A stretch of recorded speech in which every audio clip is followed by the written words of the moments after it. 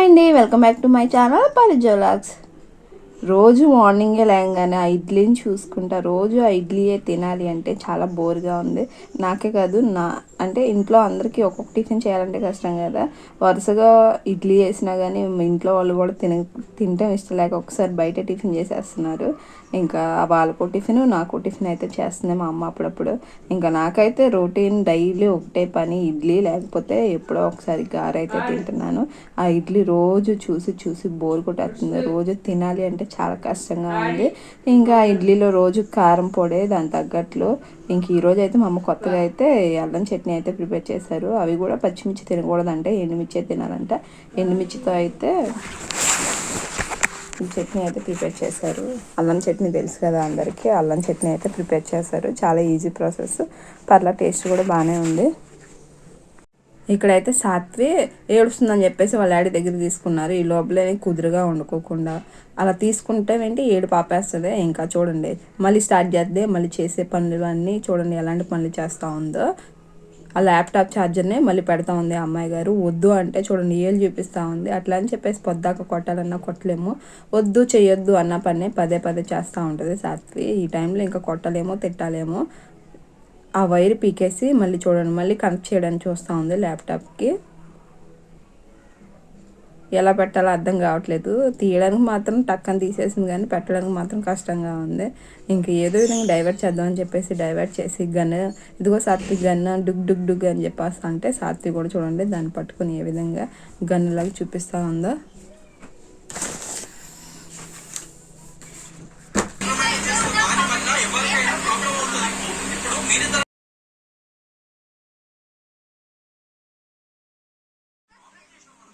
అవన్నీ నోట్లో పెట్టుకుంటుంది. ఎలాగోలా డైవర్ట్ చేద్దామని చెప్పేసి సెల్ఫీ ఆన్ చేయగానే చూడండి ఏ విధంగా సర్ప్రైజ్గా ఫీల్ అయిపోతుందో సాత్వి మాత్రం. ఆన్ చేయగానే చూడంగానే డాన్స్లు వేస్తూ ఉంది, చేతిలో ఉన్న వైర్ని కూడా చూపిస్తూ ఉంది. ఇంతకీ సండే స్పెషల్స్ మీరేం చేసుకున్నారు? మాదైతే ఇదిగో చూడండి బ్లడ్ కర్రీ, మేక బోటి అంటారు కదా, మేకది తింటే మంచిది, ఇంకా సాత్వి ఉంది కదా అని చెప్పేసి నేను కూడా తినొచ్చు అని చెప్పేసి ఇంకా మా డాడీ అయితే తీసుకొచ్చారు. ఇదివరకైతే ఇలా ఉండేవాళ్ళం కాదు, నార్మల్గా చిన్న చిన్న పీసెస్లా కట్ చేసి ఆనియన్స్, పచ్చిమిర్చి, ఇంకా జింజర్ గార్లిక్ పేస్ట్ వేసి అవన్నీ కూడా ఫ్రై అయిన తర్వాత ఆ బ్లడ్ని చిన్న చిన్నగా పీసులా కట్ చేసి వేసేవాళ్ళం. ఇప్పుడైతే మా డాడీ ఇలా కొత్తగా చేద్దాము అని చెప్పేసి ఉడికిస్తే చగ్గలాగా జున్ను టైప్లా చక్కగా పీసెస్ మంచిగా వస్తాయి అని చెప్పేసి అన్నారు. ఇంకా ఉడికిద్దామని చెప్పేసి ఉడికించాము. కానీ ఉడికించేటప్పుడు కొంచెం వాటర్ వేయాల్సిందే. మేమేం చేసాము, ఆల్రెడీ వాటర్ అనేవి ఉడికేటప్పుడు వస్తాయి కదా, మళ్ళీ వాటర్ వేయడం ఎందుకని చెప్పేసి జస్ట్ వాష్ చేసి తర్వాత కొంచెం పసుపును ఉప్పు వేసి ఉడికించాము.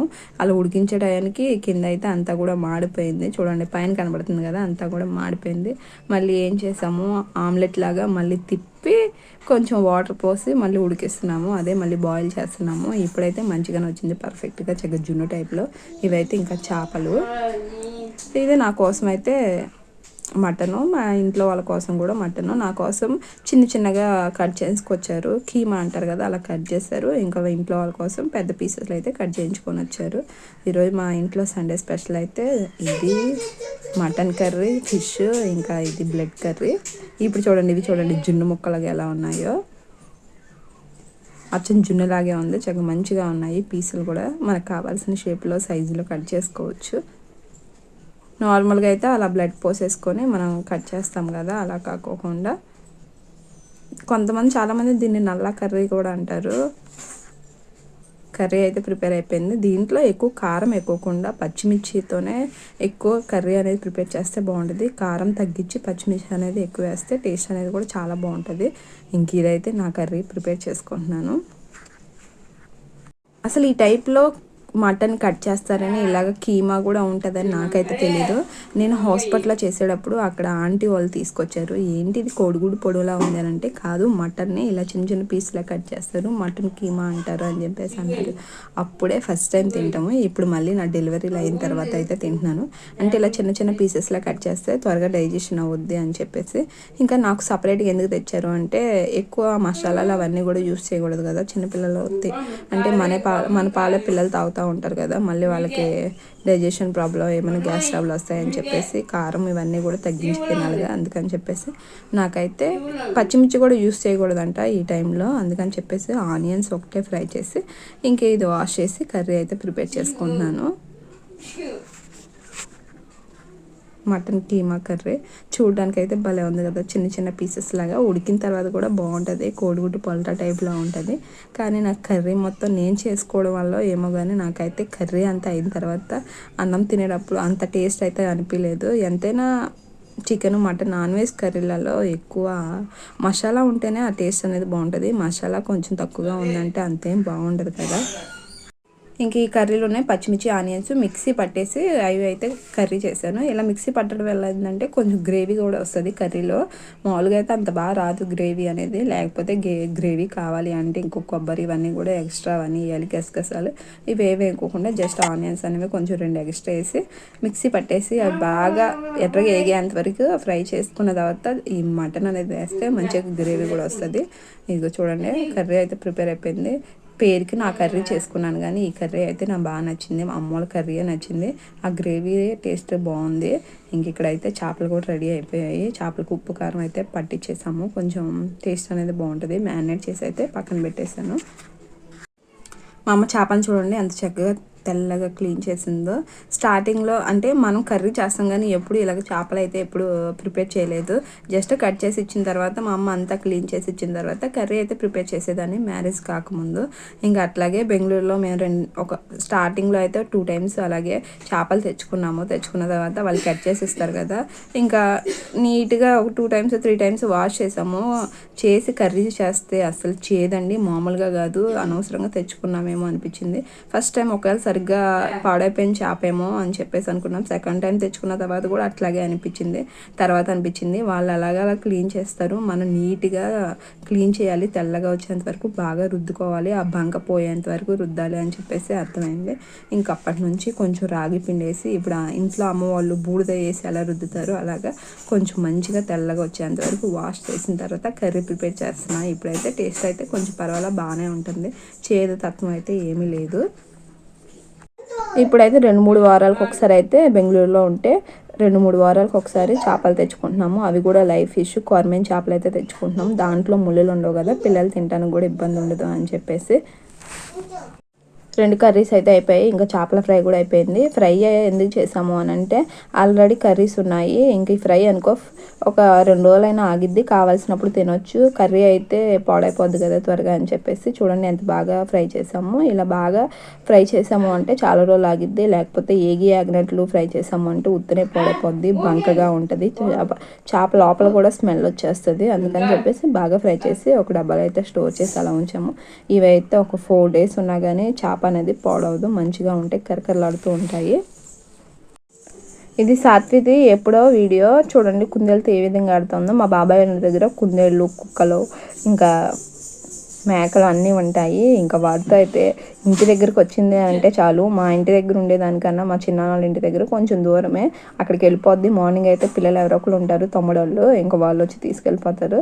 ఇంక వెళ్ళిందంటే చూడండి ఇలాగ ఆటలాడుతూ ఉంటుంది. నాకైతే భయం, వాటితో ఎలాగ కరిపించుకుంటుందేమో అని చెప్పేసి చూడండి ఏ విధంగా ముద్దు పెడతా ఉందో భయం లేకోకుండా. నాకైతే గబుక్కున ఆ గూర్లు పెట్టి రక్కేస్తుందేమో అని చెప్పేసి భయపడుతూ ఉంటాను పంపించాలంటే, కానీ ఏం గారైతే ఆగదు.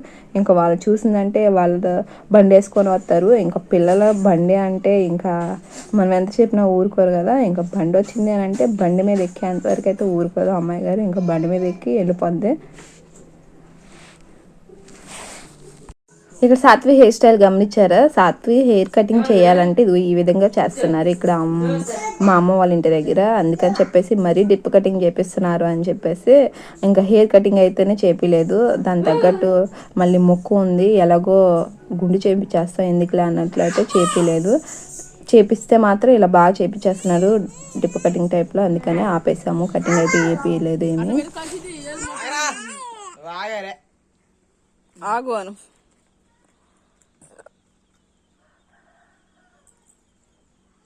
తినేసి వెయిట్ చేస్తుంది. పొద్దునే గడిచింది బిస్కెట్ పెడితే పొళ్ళు ఇరిగిపోతున్నాయి. ఇంకో పెద్ద బిస్కెట్ దానికి ఇది పెడతా లేదు.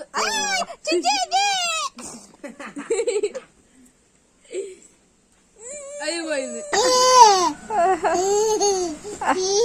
పెట్టు పెట్టు తిరగతుంది.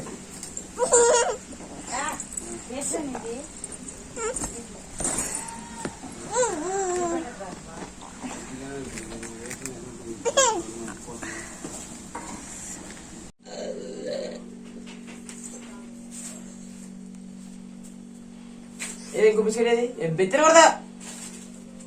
ఇంకో బిస్కెట్ ఏది? తిను నువ్వు తిను మళ్ళీ తిను.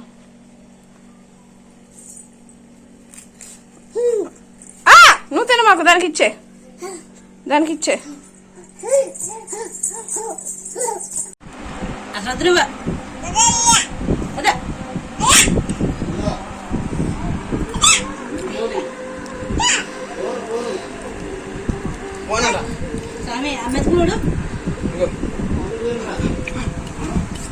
ఈ లెగ్ పీసులు కూడా పెద్ద బాగా వచ్చింది. బాగుంది.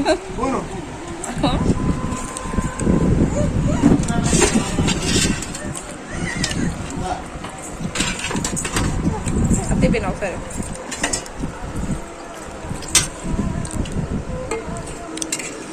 సాత్వి ఏం తినలేదుగా. ఇదంతా కూడా డెలివరీకి వెళ్ళే ముందు వీడియో. ఇంకా మా చిన్నాన్న ఇంటి దగ్గర లంచ్ చేయమాకు, మా ఇంటి దగ్గర లంచ్ చేయని చెప్పేసి అని అన్నారు. ఇంకా నా కోసం ఏం ప్రిపేర్ చేస్తారు చూడండి. ఇది అంతా కూడా పెద్ద చిన్నాన్న వాళ్ళ ఇంటి దగ్గర. ఇంకా చిన్న ఇంటి దగ్గర కూడా వాళ్ళ ఇంటి దగ్గర కూడా ఒక రోజు వెళ్ళి లంచ్ చేశాను.